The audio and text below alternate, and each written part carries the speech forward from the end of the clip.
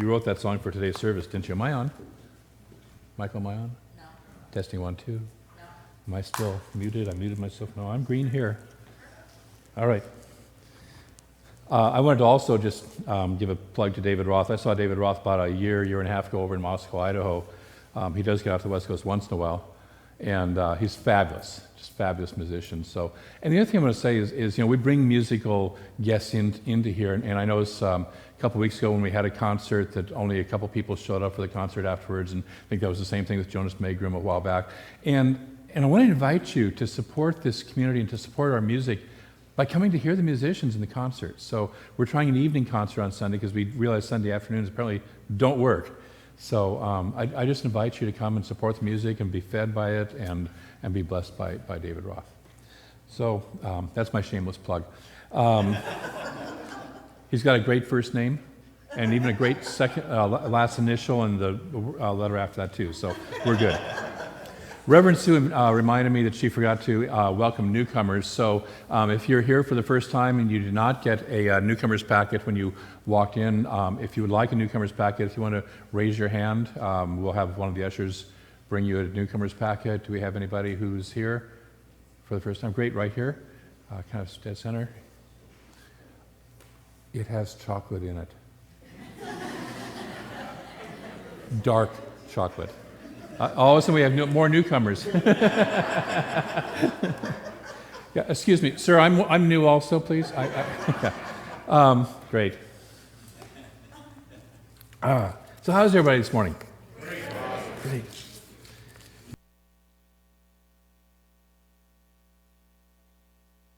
David Alexander, who's the minister up in the church just south of Portland, Lake Oswego Church, is a big Cardinals fan. A good friend of mine is a big Cardinals fan, so we've been having a little banter going on. So I have to say, even though I'm from Seattle, I was never into the Mariners. Talk about a team that can't win, just no matter what. So I'm so happy that I'm here where I can actually cheer for a good team, the Giants. You know? Yeah. The 49ers we'll talk later, but the Giants I can cheer for, And so we were giving him a bad time, and he was disappointed after last night's loss, and he says, well, I guess I better go back to writing my talk, which is titled, No Attachment.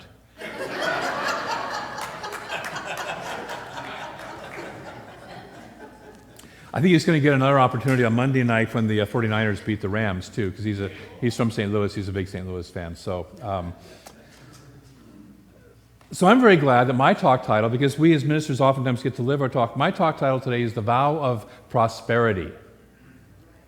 How many of you would like to have a vow of prosperity operating in, through, and as your life? Rippling through. Some of you would, some of you not so sure. Okay. Well, let's talk about that, all right? So prosperity is defined by Raymond Charles Barker. Prosperity is the ability to do what you want at the instant you want to do it. I'll repeat that again. Prosperity is the ability to do what you want at the instant you want to do it. This is living the full life. You will note that the goal is not money. Money is the means to the end, but not the end in and of itself. Okay? So we're here to live and express fully who we truly are. That's our purpose in life. That's what the universe wants to do through us. But a great many of us have taken a vow, and a vow is this it's a deep promise, it's a deep assertion, it's something it's a very powerful choice that we've made, and oftentimes we make vows very young. I vow not to be like my mother or my father. Okay? Or that rotten kid next door, or whoever it is, people who work with who do coaching and working with people find that oftentimes people have a vow of, I will not exceed my parents. Perhaps I will not exceed them in terms of money. I will not exceed them in terms of relationship happiness. I will not exceed them in terms of lifespan. And so any of you who have the thought, oh, my dad died at this year, my mom died at this year, and I'm coming up to that year, you're working off that same little vow that I vowed not to live past my parents, okay? Which, by the way, just dump that. It's okay to exceed your parents. You as parents would love to have your children exceed you, right? Have a better life than you? Okay, your parents wanted that for you too, whether they knew it or not. So we have these vows operating, and one of the most powerful that we have oftentimes in this culture is a vow of poverty. It's a vow of poverty. It's a vow against, can I say this word? Money. Are we okay? Yeah. See, lightning hasn't struck, walls haven't collapsed, nobody's left yet. Okay, good. Money. Say that with me, money. Okay. And the reason I use that word, and we're talking prosperity overall, but we're talking money because money has such a charge on it for many people. Take a breath. Money has a charge, and especially when we start talking money in church. You know, there's two things that ministers are never supposed to talk about: money and sex, right? The sex talk is 2 weeks from now. No. Okay? So we have this idea that money is evil, money is corrupt, money is not spiritual, you know, all that stuff. And so we're here today to kind of dispel some of that stuff. Okay, would that be all right for you? All right. So prosperity doesn't necessarily mean money. We just talked about it's the ability to do what we want to do. Money's just a part of, I think of it as the lubrication of life. Okay, it sort of greases the wheels. It sort of allows the process to move along. It's not what we want, but allows us to do what we want. So we want to look at our limiting thoughts about money. So oftentimes we take a vow of poverty fairly early, fairly unconsciously, in order to be more spiritual. And yet that's not the truth. The Bible is actually a prosperity book. Did you know that? Yeah. It's got all sorts of stuff that says if you move into alignment with God, if you live at one with the divine, you will be prospered. Both the Old and the New Testament say that. It's an encouragement to live in alignment with your spiritual self and to be prospered. Psalms 145:16 says, "You open your hand and you satisfy the desire of every living being." Does that sound like lack and limitation? You satisfy the desire of every living being. Jesus talked about the birds of the air and you know, how they, you know, and the lilies of the field and all that, and they're totally taken care of. They don't have to work at it. Okay? The Bible is a prosperity book. How many of you were taught that it was a prosperity book when you were in Sunday school or whatever background you taught? No, we weren't taught that. Okay? So we form the vow of poverty oftentimes for two reasons. Number one, most of us come out of a religious background or have been influenced because this culture is highly influenced by a religious background that teaches that money is evil. Anybody relate? Yeah. Okay? So let's take a look at that. So there's three kind of core beliefs that are taught from that. First core belief is Jesus was poor. How many know that Jesus was poor? Or at least you got introduced to that idea when you were young. You know, if you were in church and school, kind of the idea that Jesus was this poor baby born in a manger, right? Born in poverty from his poor parents.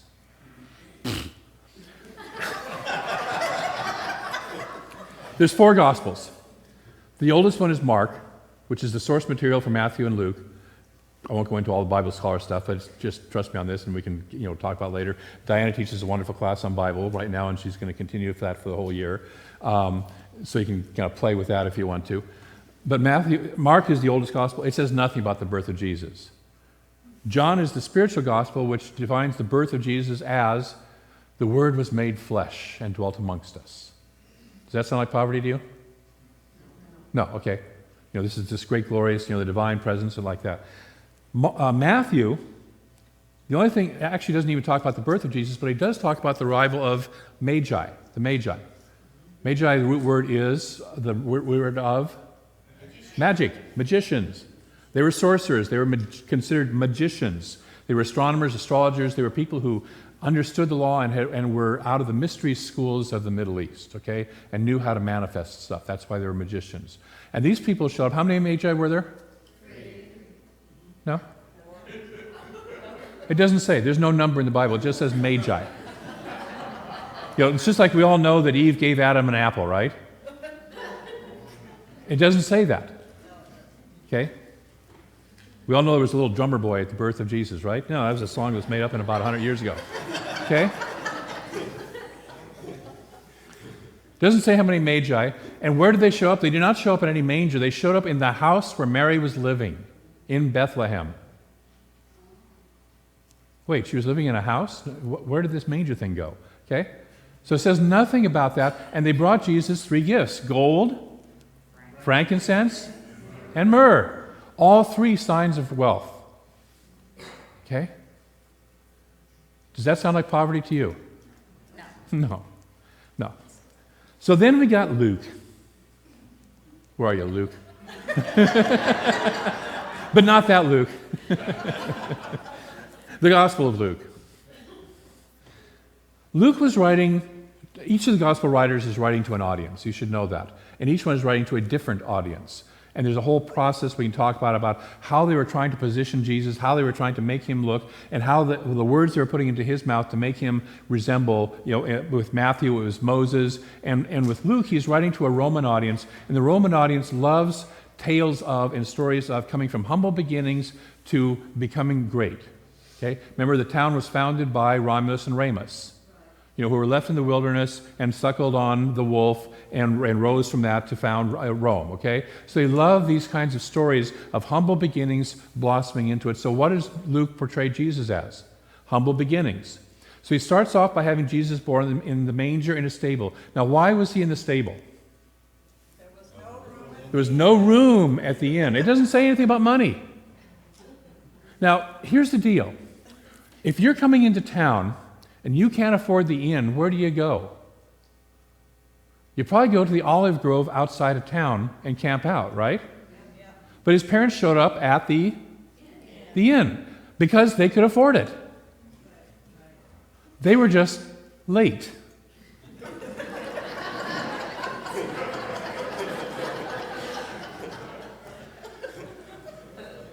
Okay, men, how many of you have ever taken a woman 40 miles across the desert on the back of a donkey when she's 9 months pregnant and expect to arrive on time?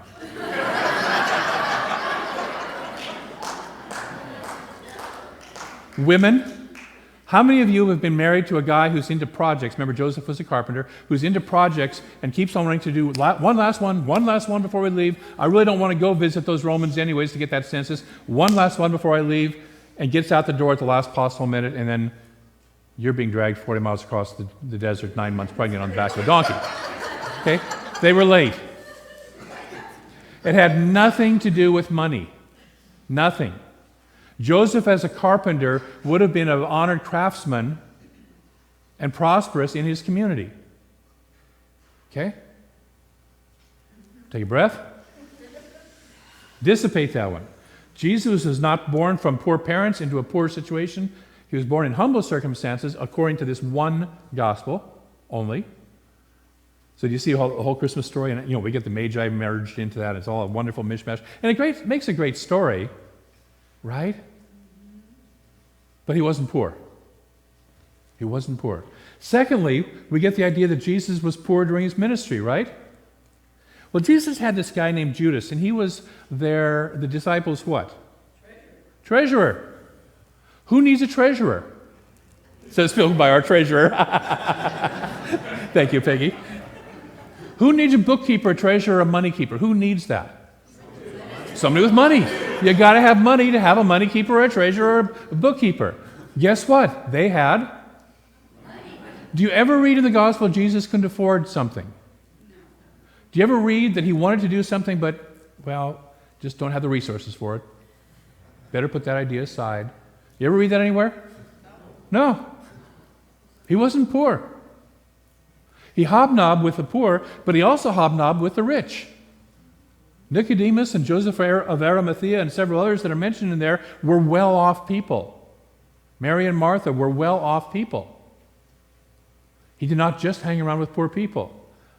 And finally, at the end of his life, the soldiers are at the bottom of the cross throwing lots for his robe. Anybody know why? Nice robe. It was what? Seamless, I heard it said. It was a seamless robe. One piece of cloth. How many of you are wearing seamless clothing right now? So I'm going to put my hand down too. How much do you think it would cost for you to get a seamless dress or a seamless jacket? Yeah. So how much do you think that was worth during his time for a whole robe of that, okay? So he was not poor. He was never poor. This is a guy who's going around teaching prosperity. He's absolutely clear that he's in alignment with His Father who takes care of him fully and takes care of all of us fully. Okay? He's not poor. So, can we collapse that myth? Jesus was poor. Are we done with that? Yes. Right? Kick that one out of our consciousness? Anybody hanging on to any little niggles in there? I can hear you. Number 2, Jesus was against money. Famous phrase, right? It is easier for a camel to pass through the eye of a needle than for a rich man to get into heaven. Yeah, we're against rich people, right? First of all, the whole eye of the needle thing is a Middle Eastern idiom that was being used, that's used several times throughout the Bible. And it's a way of saying things. If you know Middle Eastern languaging at all, there's a great deal of exaggeration that goes on in their storytelling, okay? Unlike us nice scientific Westerners where we have to have everything logical and everything literal and we mean only what we say and exactly what we say, it's okay to say, hey, you can stuff a camel through the eye of a needle faster than you can do that. Okay? It's fine. So it's just this exaggeration. And the person that he's saying this to is a young man who's come to him and said, how can I follow the spiritual path? How can I follow the spiritual path? How can I follow you, become your disciple, become really more deeply in spirit? And the first thing Jesus says is he kind of gives him what I call the spirituality 101 answer. He says, follow the rules. Follow the laws. Obey the laws of the community. Do what's yours to do. We would say today, get into foundations, take Science Mind 101. And the young man comes to him and says, I've already done that. I do that consistently. I'm already there. And Jesus recognizes that this is not a beginner. And says he looks on him with love. And so the guy is basically saying, how can I take it up to the next level? And Jesus says, well, if you want to do that, if you really want to do that, take everything you own, sell it, give the money to the poor, and come on and follow me. And the young man says, He turns around and walks away. Now here's the thing. Wealth in those days was not the same as wealth in these days. These days we have money and investment portfolios and stuff like that. In those days, it wasn't so much money, it was cattle and property and usually wives and all this stuff that was considered not money. That's what it was at the time. All this stuff that you had to maintain, you had to take care of, and it always came from your family, or not always, but usually came from your family's heritage that they had earned it over time, brought it up over time, and you were the son who was considered to take it and expand it even more, or at least maintain it. And the other thing was that in that culture, wealth was considered a sign that God liked you. If you were wealthy, God liked you, and if you weren't, God didn't like you so much. Okay? Because they took the idea of, if you follow the laws of God, God will prosper you, and turn that around and say, well, if I'm prosperous, I must be following the laws of God, which is a complete flip. Okay? So what he's saying to the young man is, dump your stuff, your reliance on your family's material possessions and all these material possessions, and turn to God as your source. It's the same thing he says when he tells us, seek ye first the kingdom of God, and all else will be added unto you. It's the same call that he gave to his disciples, where he said, leave your fishing nets behind and come and follow me. It was just that it was easier for the disciples to leave the fishing nets than it was for this guy to leave all that he had and all that he was attached to. This is the talk my friend David Alexander is doing, non-attachment. He was attached to his possessions. He was attached to it. How many of you, if a great mystic would say to you, sell everything you have, give the money to the poor, and come and follow me, would just jump at that chance right now? Yeah, not most of us, okay? Because we're not willing to let go of our stuff. And that's the thing that Jesus looks at this young man and says, with sadness, it's so hard for people who have that much stuff to let go. It's so hard. Because we love our stuff, don't we? But our stuff is not our source, and that is what he's trying to convey. The stuff is not the source. Turn to God as source, and God can recreate all the stuff you need, or provide all the stuff you need. Okay? And that's a talk for another day. But that's all he's conveying to the young man. He's not against money per se. He's against the attachment to money. He's against making money the false god and forgetting the real source. And it's a hard lesson for us to work with. It's a hard lesson for all of us to work with. But that's what he's saying to the young man. So he's not against the money. He's not against wealthy people. He's basically saying, let go of your dependence on wealth. Let go of wealth that owns you. Let go of the wealth that owns you. Because this young man was owned by his possessions. Because that was the nature of wealth in those days. The other famous, Jesus is against money, is chasing the money changers out of the temple. And basically all he's saying is that the temple is a sacred place. Jesus, is a famous, render unto Caesar's what is Caesar's, render unto God what is God's. And he's basically saying that the temple is the place for spirituality. Move the money changers who were basically selling the sacrifices, the animals to be sacrificed. We're all good with animal sacrifices, right? I always like to say to people who start quoting Leviticus, it's an abomination for a man to lay with another man. It's like, oh yeah, well the first 9 chapters of Leviticus is all about animal sacrifices. How are you doing with those? If you want those people to follow that little passage, why don't you follow the first 9 chapters? Sorry, my little...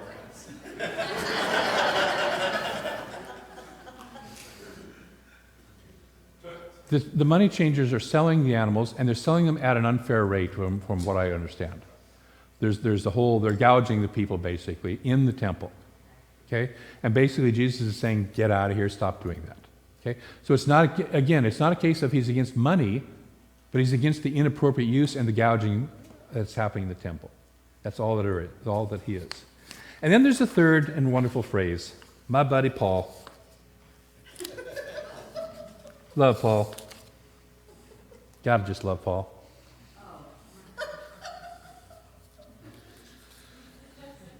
Money's the root of all evil.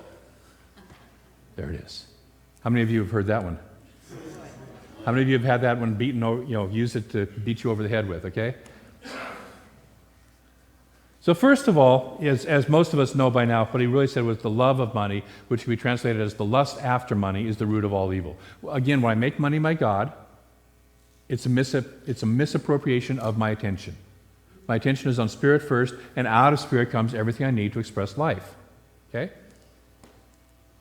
Secondly, he was wrong.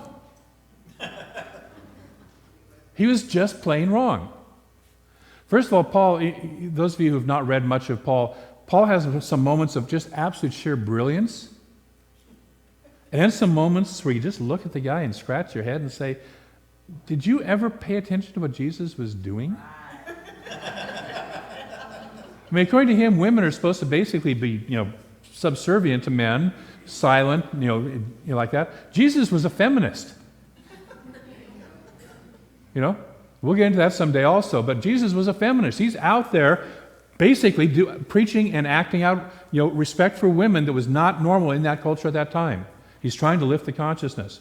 Paul doesn't get it. So Paul is just plain wrong. Can any of you think of evil that has nothing to do with money?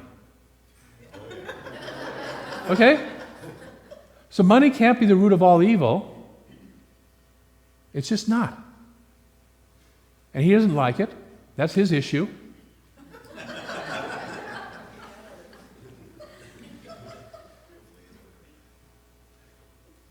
So are we good with getting rid of that? Jesus was not poor. Jesus was not against money. And Paul was just flat mistaken. Are we okay? Take a breath. Pretty soon I'm not going to have to do my own talks. You'll just kind of, It's like those rock and roll bands that have been around forever, and after a while they just hold the microphone out and the audience sings the song for them, Which is probably pretty good because some of their voices have deteriorated so badly. And finally, poverty is more spiritual, which is a result of those kind of other 3 things. How many of you have kind of somewhere gotten and picked up or heard or felt the idea that poverty is more spiritual than wealth? Yeah. Yeah. So let's talk about that. Raymond Charles Barker says, most real desires have been thwarted by indecision. People go to their deaths with unfulfilled heart's desires because they never decided to act upon them. And one of the main reasons we decide not to act upon them is we don't have the funds or the ability to do so. And one of the main reasons we don't is because we've taken a vow of poverty. And so we've withheld from us the universal resource that wants to support us in living our lives fully, because we believed that that was the right thing to do. If you're a powerful church organization that, say, runs most of the Western world during, say, the Dark Ages and afterwards, and you've got a massive wealth gap between peasants and landowners, you want to control the peasants, because there's a whole lot more of them than there are landowners. And so one of the great ways to do that is to tell people that you're more spiritual if you're poor. Take a breath. And that has continued to this day. The truth is, it is not. As we've just noticed, Jesus was not poor. There was nothing he could not afford. How many spiritual leaders do you know that run around going, I can't afford this, and I can't afford that, and I can't do this, and I can't do that? You don't know any. Because when you get in touch with that true spiritual source, that true spiritual center, that true spiritual connection, you are operating out of an unlimited resource that is here to support you, to feed you, to bless you, to express itself as you. The infinite is divine extravagance. It is forever giving. Feel that for a minute. The infinite is divine extravagance. And are you one with the infinite? Yes. Okay? Yes. It is forever giving itself away. God knows no thrift. The infinite does not need to be thrifty, for it is inexhaustible mind and inexhaustible substance. It throws itself away, for it knows that only through expression can the abundant life be lived. Expression is release, and the infinite mind is forever releasing itself. You are a part of this creative process. You are the receiver of the infinite bounty. To you are given the total ideas of the universe that you too shall express them. You are a receiver of the infinite bounty. I invite you to open up your arms like this. Get this into your body. I am the infinite receiver of the universal abundance, of the infinite bounty, of the divine extravagance. Breathe that in. Feel that in your body. This is the truth of you, in case you want to know. That's the truth of you. So what I'm going to invite, I forgot reason number 2. Reason number 2, we sometimes hold ourselves into a vow of poverty, is if we get into Eastern teachings and we hear this stuff about get rid of your desires. Anybody ever hear that? Get rid of all your desires? You're more spiritual if you have no desires. So a couple of things I want to say about that. Number 1, some Eastern religions are all about losing yourself completely. You lose yourself into the oneness of the infinite. Okay? And my favorite example is the moth to the flame. We become attracted like a moth to the flame of the one, the flame of the infinite. You ever watch a moth actually get the flame? Okay? The moth and the flame become one.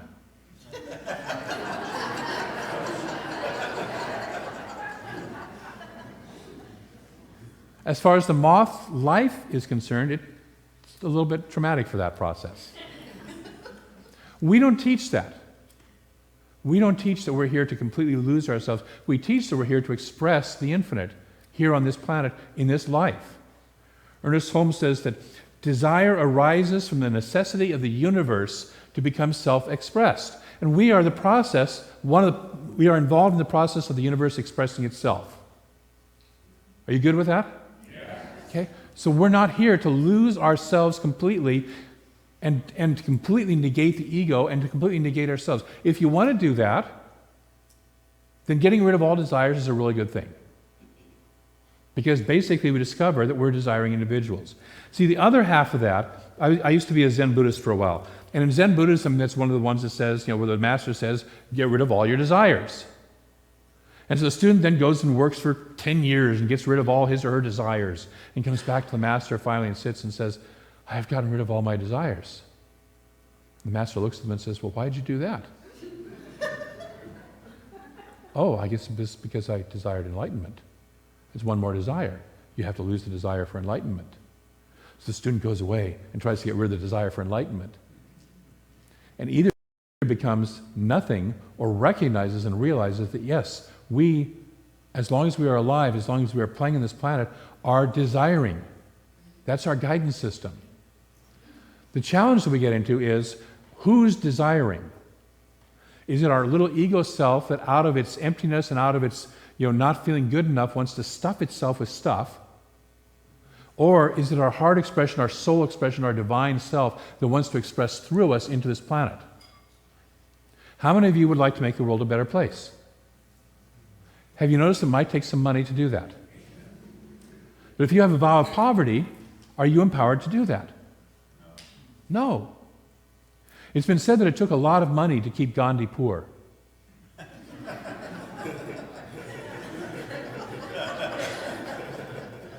Mother Teresa used a lot of money. She didn't necessarily own the money, but she used a lot of money in her resources. If we have a vow of poverty, we're not going to touch that. So I'm going to invite you to drop that vow of poverty consciously.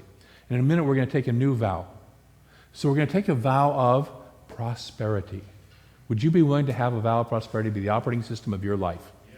Yes. Good. Me too. So this week, I'm going to ask you to do 3 things.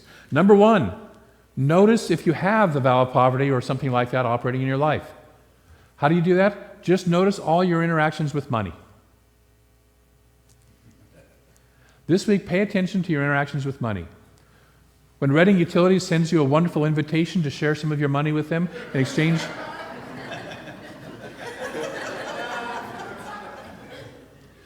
for them having shared some electricity and water and garbage pickup with you, do you sit there and go, oh, I'm so grateful for all that wonderful service, and I'm so grateful for the opportunity to share of the infinite bounty that I am a part of and participating in back with them? Or do you go, dang, another bill, how am I going to pay this thing? Pay attention. If a friend invites you out for dinner and you sit there and go, oh, I'd love to, but I can't really afford it, pay attention. Heck, if you just want to go out to dinner by yourself, pay attention if you don't. Just pay attention to your interactions with money this week. Pay really close attention to your interactions with money. Look in your wallet or your purse. How organized is your money in your purse? Do you treat it with respect? Or do you just sort of shove it in there because we know that money's dirty and evil? Just take a breath, take a look. Just pay attention this week on all of your interactions around money. Second, create a new vow of prosperity. And I'm going to suggest one that we're going to play with it in just a minute here. Emma Curtis Hopkins, who was one of the teachers of Ernest Holmes, has a wonderful process that she calls creating covenants with the divine, covenants with the universe. How many of you have studied scientific Christian mental practice? Do we do that much here? Okay. I don't see a whole lot of hands, but okay. Great. I can see a class coming. And so this would be a covenant that Emma might write about prosperity. I covenant with the universe for my prosperity. I need do nothing to make myself prosperous, for my prosperity is my true divine nature, and I express it fully now. Amen. Would you like to have that as your operating principle? Yes. Okay. Let's play that with that and say that together. I covenant with the universe. For my prosperity. I need do nothing to make myself prosperous. For my prosperity is my true divine nature. And I express it fully now. Take that in, breathe that in. If you're willing to, have that be your operating principle for this week and maybe a little beyond too, if you'd like. I take it for the rest of your life. And then thirdly, we're going to ask, what does Spirit want to express through me now? What is the desire of my soul that is looking to be birthed through me now? That I may have been holding back because I don't have enough money, I don't have enough resources, I don't have enough, blah, blah, blah. because I've taken a vow of poverty? What is it that if I got rid of that vow of poverty and I'm living in that abundant prosperity of the universe, that what is it that the universe wants me to say yes to, that wants to express through me now, and just notice that and be willing to say yes to it? That doesn't mean you have to figure out how. We were working with the foundations class yesterday, and one of my favorite phrases that I always like to use is, the what is ours, the how is God's. And most of us will stop ourselves because we can't figure out the how. The what is ours. What wants to express to me? What does my soul want to express? And let the how up to Spirit. Just say yes to it. We good with that? Yes. So we're going to pay attention, we're going to create a new vow of prosperity, and we're going to ask Spirit what wants to express through me, and we're going to say yes to that. I'm going to close with a quote from Raymond Charles Barker, and then we'll pray. Our beloved Judy is coming up ready to play, and why pray? Raymond Charles Barker reminds us, you are a free agent as far as your mind is concerned. You alone decide what shall be. This is the responsibility of life. For one person, it opens the door to limitations and frustrations.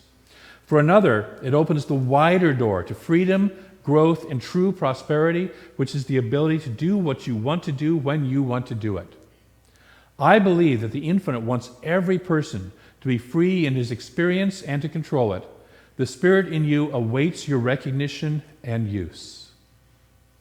The Spirit in you awaits your recognition and use. This week I invite us to wake up and recognize that spirit of abundance, of extravagance, of infinite extravagance that moves through us. Let's move into prayer. So start with a deep breath. And remembering that that infinite is all that there is. Money is not my source.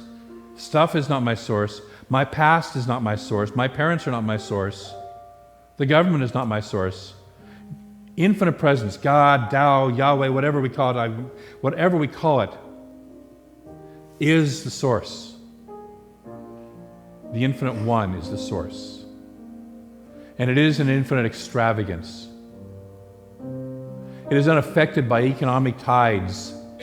It is unaffected by what other people call lack and limitation. It is constantly expressing, throwing itself away, fully out there. And then we recognize that because it is infinite, that we have to be one of it. There's nowhere else to be. We are right here, right now, immersed in that one. And so our own nature, our true nature, is that of infinite abundance, of infinite extravagance. That is who we truly, truly, truly are. That is what we call and long to be and to express. And there's nothing in the infinite that says no. We say yes to that today. And so I speak my word that indeed we do say yes. We say yes fully to the nature of the divine that we are. We say yes to being receivers of the infinite bounty. We say yes to the extravagance of the universe that wants to express and play and be through us. That we are simply the agents, the individualizations of that extravagance. We get to choose, we get to play, we get to dance with it in whatever way we want to. That this is ours to create. And so we listen to our soul and create out of our soul and say yes to that fullness of the divine that wants to express through us. We say yes to a life of joy, a life of abundance, a life of good. We no longer have to hold ourselves back because of anybody else. We no longer let old vows affect us. We cast them off and discard them like an old suit of clothes that no longer fits us and no longer looks good on us. And accept the beauty of who we truly are, the true nature, the seamless gown, the seamless robe of our infinite nature. That is the truth of who we truly are. We are God in form. And so I give thanks for each person who truly gets this. I give thanks for this infinite presence that is moving through each and every person right here, right now. I give thanks for the good that comes out of this. I give thanks for the lives that are fulfilled, the lives that are shifted and expanded and opened up because we say yes to that divine nature. I'm grateful for the spirit of extravagance that moves through it all. And so I release this word into the law that knows the how to bring this into form and experience in our lives. I release this word, I plant it like a seed and allow it to grow and know that it is blessing each and every person here, each and every person who hears this word right here and right now. We let it be, and together we declare, and so it is. Thank you. Love you, David.